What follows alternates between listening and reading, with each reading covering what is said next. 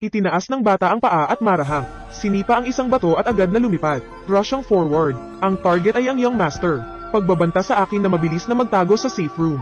Ngunit sa tagpong ito, madalas makita. Nang ina ang bato na palapit ng palapit. Malakas niyang sigaw. Mabilis na tumakbo. Itinulak ang young master sa lupa. Sa ganoong paraan maiiwasan ng bata ang isang buhay. Si Tom pala ang kapitan sa kwento. Mula sa murang edad ay wala na siyang katapusang lakas. At nakita na lamang niya ang bata na may hawak na pala. Dahan-daang ilapat ang puwersa sa baluktot na pala. Kapag lumipat ang ina, kahit ano, gawin niya, hindi siya makagalaw. Kaya tinawag niya ang kanyang ama, ngunit lumingon siya upang tumingin.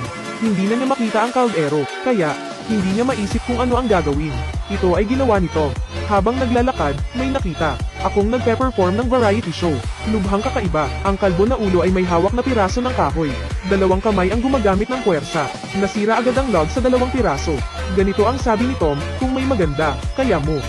Pagkatapos ay pumili ng isang malaking piraso ng kahoy at ilagay ito sa iyong tiyan. Galit ang iyong mga ngipin ng mahigpit, at gamitin ang lahat ng iyong lakas. Lumilitaw ang mga bitak sa huling piraso ng kahoy. Pagkatapos ay ipagpatuloy ang paggamit ng puwersa. Parami ng parami ang mga bitak na lumitaw sa kritikal na sandali. Sumugod ang ama at sinabihan siyang huminto kaagad, dahil once na ipaalam mo sa iba na isa kang dakilang general, kaya papatayin. Inihagis ng ama ang troso sa lupa at tiningnang mabuti. Sa ibang troso ay may mga bitak din, pumulot siya ng isang piraso ng kahoy at kinatok iyon. Tanungin ang mga tao kung ano ang ibig sabihin nito at pagkatapos ay gumamit ng puwersa. Nasira ang log sa dalawang piraso. Lumalabas na lahat sila ay mga scammer na patuloy na pinag-uusapan ng mga tao. Ngunit ang tagapagtanghal ng vaudeville sa oras na ito ay alam na ang piraso ng kahoy na ibinibigay niya ay karaniwang walang mga paa. Ngayong araw nang umuwi ang ina, isang matabang lalaki ang nakatitig sa kanya.